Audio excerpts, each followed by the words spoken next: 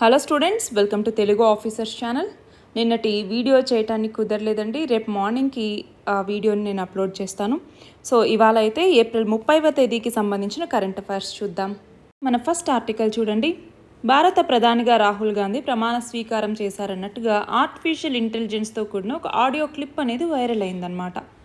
మరి ఈ నేపథ్యంలో మనకేం తెలియాలి? సైన్స్ అండ్ టెక్నాలజీకి సంబంధించి డీప్ ఫేక్ అంటే ఏంటి? ఇక్కడ మనకి టెక్నాలజీని ఉపయోగించుకొని, ఆర్టిఫిషియల్ ఇంటెలిజెన్స్ని ఉపయోగించుకొని ఫేక్గా ఆడియో క్లిప్స్ కావచ్చు, ఫొటోస్ కావచ్చు, లేదా వీడియోస్ అన్నటువంటివి ప్రొడ్యూస్ చేస్తే వాటినే మనం డీప్ ఫేక్స్ అనేసి పిలుస్తూ ఉంటాం. ఫర్ ఎగ్జాంపుల్, ఇదిగో ఒరిజినల్ ఫేస్ అన్నటువంటిది ఇలా ఉంటే, దాంట్లో లేటెంట్ ఫేస్ అంటే మనకు కావాల్సిన ఫేస్ని తీసుకొని ఇదిగో రీకన్స్ట్రక్టెడ్ ఫేస్ అంటే ఆ లక్షణాలు ఈ లక్షణాలు కావాలి, నాకు ఇదిగో ఫైనల్ అవుట్పుట్ ఇలా కనపడాలి అన్నట్టుగా ఫేస్ స్వాపింగ్ అన్నటువంటి చేయొచ్చు. అలాగే ఫేషియల్ మ్యానిపులేషన్ చేయొచ్చు. అంటే ఏంటి? ఎక్స్ప్రెషన్స్ అనేవి మార్చచ్చు. సో ఫేస్ ఎలా కనబడాలనేసి మార్చచ్చు. లేదా వాయిస్ కూడా అచ్చం ఒరిజినల్ పర్సన్ మాట్లాడినట్టే వాయిస్ అనేది ప్రొడ్యూస్ చేయొచ్చు. వాళ్ళ ఫోటోలు, వాళ్ళ యొక్క ఎక్స్ప్రెషన్సే ఇక్కడ క్రియేట్ చేయటం. సో ఇవన్నీ కూడా డీప్ ఫేక్లో జరుగుతూ ఉంటాయన్నమాట. సో ఆర్టిఫిషియల్ ఇంటెలిజెన్స్ అన్నటువంటి టాపిక్ కింద మనం దీన్ని చదువుకుంటాము. సో ఆర్టిఫిషియల్ ఇంటెలిజెన్స్ని మనము ఎలా ఉపయోగించుకుంటే అలా పాజిటివ్కి ఉపయోగించే పాజిటివ్గా, నెగిటివ్కి ఉపయోగిస్తే కనుక నెగిటివ్గా ఇది ఉపయోగపడుతుంది. మరి ఇక్కడ పాజిటివ్స్ కూడా ఉన్నాయి, డీప్ ఫేక్తో లేవని కాదు, కానీ దానికన్నా ఎక్కువ నెగిటివ్సే ఉన్నాయి. సో ఇది గమనించాలి. నెక్స్ట్ చూడండి, హమాస్ ఇజ్రాయెల్కి సంబంధించి రీసెంట్గా హమాస్ ఏమనింది? 1967వ సంవత్సరానికి ముందు పాలస్తీనా ఎలా ఉనిందో అలాగే ఇప్పుడు కనుక మాకు పాలస్తీనా అప్పచెప్తామంటే మేము ఈ కాల్పులన్నిటినీ ఆపేస్తాము, అంతేకాదు ఇజ్రాయెల్తో శాంతి ఒప్పందాన్ని కుదుర్చుకుంటాం అన్నట్టుగా చెప్పింది కదా. మళ్ళీ ఇక్కడ చూడండి, హమాస్కి ఇజ్రాయెల్ ఏమని ప్రతిపాదించింది? 40 రోజులు కాల్పుల విరమణ అన్నటువంటిది పాటిద్దాము అన్నట్టుగా ప్రతిపాదననిచ్చిందనమాట. అంతేకాదు ఇప్పుడు హమాస్ దగ్గర ఉండేటటువంటి బందీల విషయానికి సంబంధించి కూడా 40 మంది కంటే తక్కువ మందిని విడుదల చేసినా ఒప్పందానికి మేము సిద్ధంగానే ఉన్నాము అన్నట్టుగా చెప్పింది. అంతేకాకుండా ఇక్కడ ఇంకొకటి ఏంటి? మ్యాప్ అన్నటువంటిది ఇంపార్టెంట్. ఇజ్రాయెల్ అలాగే రఫా బార్డర్ అన్నటువంటిది ఎక్కడ ఉంది, అంతేకాకుండా పాలస్తీనాకి సంబంధించి పైన ఉన్నటువంటి లెబనాన్, ఇటువైపు ఉన్నటువంటి జోర్డాన్ కావచ్చు, కింద ఉన్నటువంటి సౌదీ అరేబియా కావచ్చు, వీటన్నింటితో కూడినటువంటి మిడిల్ ఈస్ట్ని ఖచ్చితంగా మ్యాప్ అన్నటువంటిది గుర్తుంచుకోవాలి. అలాగే రెడ్ సీ అన్నటువంటిది కూడా చాలా న్యూస్లో ఉంది. ఏంటి? యెమెన్కి సంబంధించినటువంటి హౌతీ రెబెల్స్ అక్కడ దాడులు చేయటం, ఆ నౌకల్ని హైజాక్ చేయటం, ఇవన్నీ జరుగుతూ ఉన్నటువంటి నేపథ్యంలో రెడ్ సీకి సంబంధించి కూడా ఒకసారి మ్యాప్ అన్నటువంటిది క్లియర్గా చూసుకోవాలి. ఏ దేశాలతో బార్డర్ని కలిగి ఉంది, అలాగే ఇక్కడ ఏమేమి ఉన్నాయి, దేంతో కలుస్తుంది. ఇప్పుడు ఫర్ ఎగ్జాంపుల్ ఇటు రైట్ సైడ్కి వచ్చేసరికి అరేబియన్ పెనిన్సులా ఉంటుంది, లెఫ్ట్ సైడ్కి వచ్చేసరికి ఈజిప్ట్ అన్నటువంటిది ఉంటుంది. అంటే ఆఫ్రికా ఖండంతో ఇది బార్డర్ని పంచుకుంటుంది. సో అలాగా క్లియర్గా మ్యాప్ అన్నటువంటిది చూసుకోవాలి. ఒకసారి మ్యాప్ అనగానే మనకు గుర్తొచ్చేయాలన్నమాట. నెక్స్ట్ చూడండి, బ్రిజేష్ కుమార్ ట్రిబ్యునల్. మనల్ని అడగచ్చు, బ్రిజేష్ కుమార్ ట్రిబ్యునల్ అన్నటువంటిది ఏ నదీ జలాలకి సంబంధించినటువంటిది అని అడిగితే, కృష్ణా నదీ జలాల వివాదానికి సంబంధించి ఏర్పాటు చేసినటువంటిదే బ్రిజేష్ కుమార్ ట్రిబ్యునల్ అన్నటువంటిది. మరి బ్రిజేష్ కుమార్ ట్రిబ్యునల్కి ఇప్పుడు తెలంగాణ ప్రభుత్వం అలాగే ఇటు ఆంధ్రప్రదేశ్ ప్రభుత్వం కూడా ఏమని నివేదించాయి? ఆంధ్రప్రదేశ్ మా అవసరం 1144 టీఎంసీలు అంటే తెలంగాణ ఏమనింది? మాది 954.9 అంటే 955 టీఎంసీలు మాకు అవసరం అన్నట్టుగా చెప్పింది. అంతేకాకుండా గోదావరి నుంచి నీటిని మళ్లించడం ద్వారా నీరు అందుబాటులోకి వస్తుంది కదా, కానీ ఆ నీటి మీద ఈ ట్రిబ్యునల్కి విచారణ పరిధన్నటువంటిది లేదు అన్నట్టుగా ఆంధ్రప్రదేశ్ చెప్తోంది. ఎందుకని? పోలవరం ప్రాజెక్టుకి సంబంధించి. ఒకటి మనం గుర్తుంచుకోవాలండి, కృష్ణా జలాలకి సంబంధించి మనకి 2 ట్రిబ్యునల్స్ ఉన్నాయి. ఒకటి వచ్చేసరికి బచావత్ ట్రిబ్యునల్ అన్నటువంటిది, రెండవది వచ్చేసరికి ఈ బ్రిజేష్ కుమార్ ట్రిబ్యునల్ అన్నటువంటిది. సో ఈ ట్రిబ్యునల్స్ అన్నటువంటివి దేని కింద ఏర్పాటవుతాయి? ట్రైబ్యునల్స్ లేదా ట్రిబ్యునల్స్ అంటాం, ట్రిబ్యునల్స్. అలాగే అంతర్రాష్ట్ర నదీ జలాలకి సంబంధించినటువంటి ఒక ఆర్టికల్ ఉంటుంది. అంతర్జాతీయ నదీ జలాల వివాదానికి సంబంధించినటువంటి ఆర్టికల్ ఏది అన్నటువంటిది ఒకసారి కమెంట్ సెక్షన్లో ఇవ్వండి.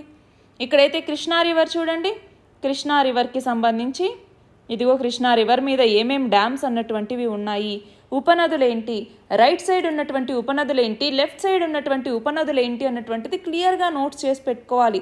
రివర్స్కి సంబంధించి కంపల్సరీగా క్వశ్చన్స్ అనేవి ఉంటూనే ఉంటాయి జాగ్రఫీలో. నెక్స్ట్ చూడండి, చంద్రయాన్-3 ప్రయోగం అన్నటువంటిది జరిగింది. ఈ చంద్రయాన్-3 ప్రయోగం ద్వారా చంద్రుడి యొక్క సౌత్ పోల్ మీద సాఫ్ట్ ల్యాండింగ్ చేసినటువంటి మొదటి దేశంగా మన భారతదేశం నిలిచింది. మరి ఆ ప్రయోగంలో 4 సెకండ్ల జాప్యం జరిగింది.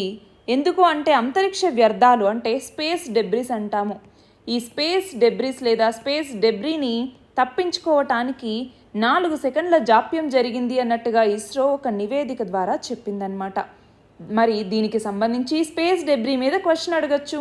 స్పేస్ డెబ్రీ యొక్క ఇంపాక్ట్ ఏంటి, దీనికి సంబంధించి మనకి ప్రాజెక్ట్ నేత్ర అన్నటువంటిది ఉంది. సో ప్రాజెక్ట్ నేత్ర అన్నటువంటిది దేనికి సంబంధించింది అని కూడా మనల్ని అడగచ్చు అనమాట. సో స్పేస్ డెబ్రిస్కి సంబంధించి మనకి ఏమవుతుంది అంటే ఇష్టం వచ్చినట్టుగా ప్రయోగాలు చేస్తున్నాము. దాంతో ఆర్బిట్స్లో మనకి కాలం అయిపోయిన తర్వాత కావచ్చు, లేదా పని చేయకుండా ఆగిపోయినవి కావచ్చు, అవన్నీ అక్కడ ఉండటం వల్ల ఏమవుతుంది, అవి చాలా స్పీడ్గా రొటేట్ అవుతూ ఉంటాయి. సో కొత్తగా ఏమైనా మనం స్పేస్ క్రాఫ్ట్స్ని పంపించినప్పుడు ఏమవుతుంది, అవి వాటితో కొలైడ్ అయ్యేటటువంటి అవకాశం చాలా ఎక్కువగా ఉంటుంది. దానివల్ల ఇంకొంచెం వ్యర్థాలు అనేవి పెరుగుతూ ఉన్నాయి. దాంతో ఇప్పుడు కక్షల్లో వ్యర్థాల సంఖ్య అనేటటువంటిది పెరిగిపోయింది. దాంతో ఏమైంది, ఇప్పుడు కొత్తగా మనం దేన్ని ప్రయోగించాలన్నా ఆ అంతరిక్ష వ్యర్థాలు దీనికి తగిలితే ఇది మొత్తం పాడైపోతుంది.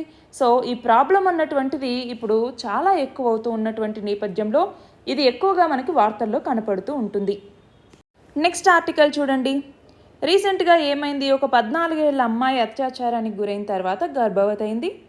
మరి ఆమె యొక్క 30 వారాల గర్భాన్ని తొలగించాలి అన్నట్టుగా సుప్రీంకోర్టుకి వెళ్ళినప్పుడు సుప్రీంకోర్టు ఆమె పరిస్థితిని అర్థం చేసుకుని సరే మేము అనుమతిస్తూ ఉన్నాము ఆమె యొక్క గర్భ విచ్ఛిత్తికి అన్నట్టుగా తీర్పిచ్చింది. అయితే మళ్ళీ ఏమైంది, ఆ బాలిక యొక్క తల్లిదండ్రులు మా అమ్మాయి యొక్క ఆరోగ్య పరిస్థితి అనేది ఆందోళనకరంగా ఉంది కాబట్టి మేము 36 వారాలు అయిపోయి అంటే ఇక్కడ డెలివరీ అయిపోయేంత వరకు కూడా మేము వేచి ఉంటాము అన్నట్టుగా వాళ్ళ పేరెంట్స్ చెప్పారు. దాంతో సుప్రీంకోర్టు ఈ గర్భ విచ్ఛిత్తి మీద ఇచ్చినటువంటి ఆదేశాలని వెనక్కి తీసుకుందనమాట.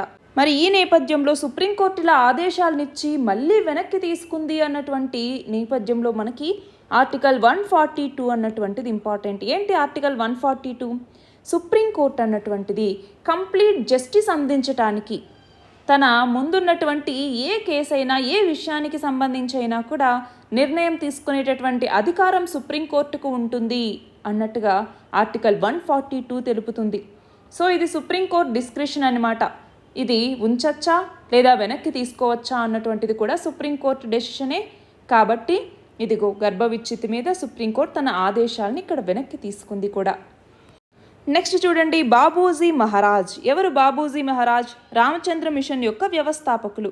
ఈయన యొక్క 125వ జయంతి అనేది హైదరాబాద్ దగ్గరలో ఉండే ప్రపంచ ఆధ్యాత్మిక శాంతి కేంద్రమైన కన్హా శాంతివనం అన్నటువంటి ఆ ప్లేస్లో నిర్వహించారు అన్నట్టుగా ఈ ఆర్టికల్. నెక్స్ట్ చూడండి, ఇక్కడ మీకు చదివిన తర్వాత ఈ పర్సన్ ఎవరు అన్నటువంటిది కమెంట్ సెక్షన్లో ఇవ్వండి. ఏప్రిల్ 30వ తేదీన ఈయన యొక్క జన్మదినం అన్నమాట. ఆ నేపథ్యంలోనే ఈ ఆర్టికల్ని మనం చదువుకుంటున్నాము. మరి నాకు తెలిసి తెలుగు భాష తెలిసిన వాళ్ళు, తెలుగు చదివినటువంటి వాళ్ళు ఇది చూసిన తర్వాత ఖచ్చితంగా ఆన్సర్ చేస్తారని నేను అనుకుంటున్నా. మీకు తెలియని పర్సన్ అయితే ఖచ్చితంగా కాదు. నెక్స్ట్ చూడండి, ఇండియాలో మొట్టమొదటిసారిగా మల్టీపర్పస్ గ్రీన్ హైడ్రోజన్ పైలట్ ప్రాజెక్ట్ని హిమాచల్ ప్రదేశ్లో ఇనాగ్రేట్ చేయటం జరిగింది. ఎక్కడ? జక్రీ అన్నటువంటి ప్లేస్లో. నాప్తా జక్రీ హైడ్రో పవర్ స్టేషన్ అన్నటువంటిది ఎక్కడ ఉంది అంటే హిమాచల్ ప్రదేశ్లో ఉంది. దీనిని సట్లజ్ జల్ విద్యుత్ నిగమ్ అన్నటువంటిది సూపర్వైజ్ చేస్తుంది. నెక్స్ట్ చూడండి, ఇరాక్ అన్నటువంటి దేశం యాంటీ ఎల్జీబీటీక్యూ లాని తీసుకొచ్చింది.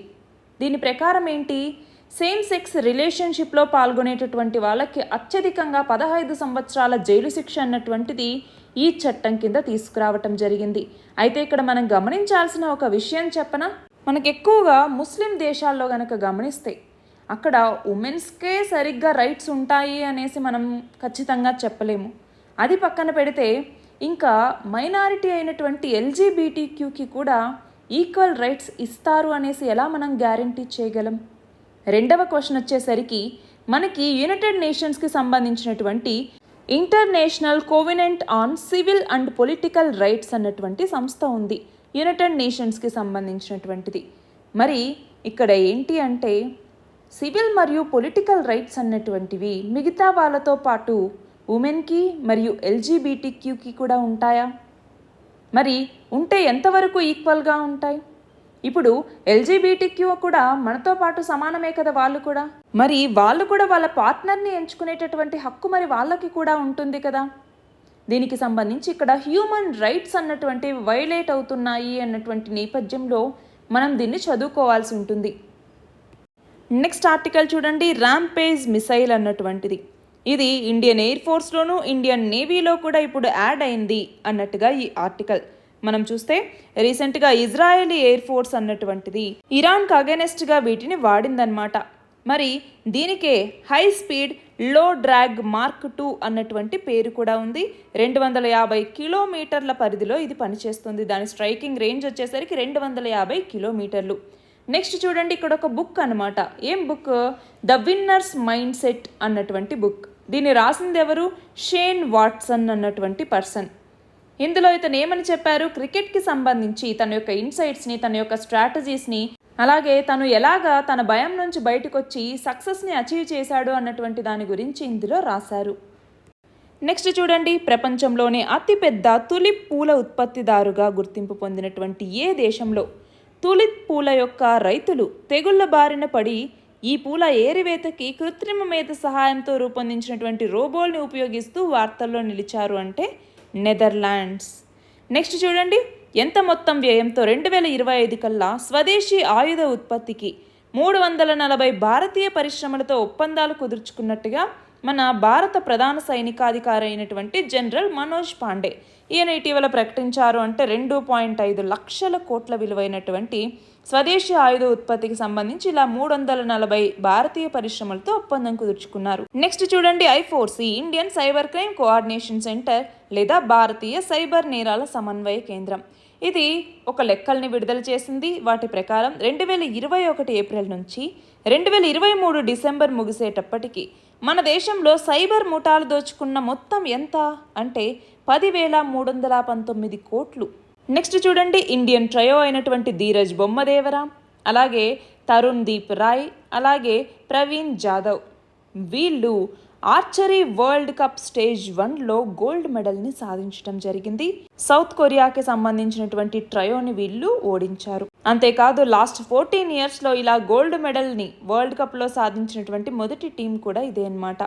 నెక్స్ట్ చూడండి, పాకిస్తాన్స్ ఫారిన్ మినిస్టర్ అయినటువంటి ఇషాక్ దార్, ఈయనని ఆ కంట్రీ యొక్క డిప్యూటీ ప్రైమ్ మినిస్టర్గా అపాయింట్ చేయటం జరిగింది. నెక్స్ట్ చూడండి, పేటెంటింగ్ ట్రెండ్స్ రిపోర్ట్ ప్రకారం ఎవరు రిలీజ్ చేస్తారు దీన్ని? నాస్కామ్ రిలీజ్ చేస్తుంది. దీని ప్రకారం 2023-24లో 83,000 పేటెంట్స్ని ఫైల్ చేయటం జరిగింది. దీని యొక్క యాన్యువల్ గ్రోత్ రేట్ చూసుకుంటే లాస్ట్ 2 డికేడ్స్ అంటే గత 20 సంవత్సరాల్లో హయ్యెస్ట్ అనమాట, 24.6%. అందులోనూ ఎక్కువ పేటెంట్స్కి సంబంధించి చూడండి 9.3%తో తమిళనాడు మొదటి స్థానంలో ఉంటే 2వ స్థానంలో మహారాష్ట్ర, 3వ స్థానంలో యూపీ, 4వ స్థానంలో కర్ణాటక, 5వ స్థానంలో పంజాబ్, 6వ స్థానంలో తెలంగాణ ఉన్నాయి. నెక్స్ట్ చూడండి, మిస్ యూనివర్స్ బ్యూనోస్ ఐరెస్ 2024లో విజేత ఎవరు అంటే అలెజాండ్రా మరీసా. ఈమె 60 సంవత్సరాల వ్యక్తి. ఆ ఏజ్లో ఇలా మిస్ యూనివర్స్గా నిలిచినటువంటి మొదటి ఉమెన్ కూడా ఈమె అనమాట. అర్జెంటీనాకి సంబంధించిన వ్యక్తి ఈమె. నెక్స్ట్ చూడండి, విద్యార్థుల యొక్క స్థూల నమోదు నిష్పత్తి అంటే గ్రాస్ ఎన్రోల్మెంట్ రేషియో ఏ సంవత్సరం నాటికి 100% చేరాలని నూతన జాతీయ విద్యా విధానం 2020 లక్ష్యంగా పెట్టుకుంది అంటే 2030 నాటికి. నెక్స్ట్ చూడండి, ఇటీవల వార్తల్లోకి వచ్చినటువంటి దీనబంధు చోటు రామ్ థర్మల్ విద్యుత్ కేంద్రం ఏ రాష్ట్రంలో ఉంది అంటే హర్యానా. దీనబంధు చోటు రామ్ థర్మల్ విద్యుత్ కేంద్రం. నెక్స్ట్ చూడండి, ప్రతి సంవత్సరం ప్రపంచ పప్పు దినుసుల దినోత్సవాన్ని ఏ రోజున నిర్వహిస్తారు అంటే ఫిబ్రవరి 10వ తేదీన నిర్వహిస్తారు. ఇవి ఇవాల్టి ఇంపార్టెంట్ ఆర్టికల్స్. PDF లింక్ డిస్క్రిప్షన్లో ఉంది, మీరు అందులో చూడొచ్చు. All the very best and thank you very much.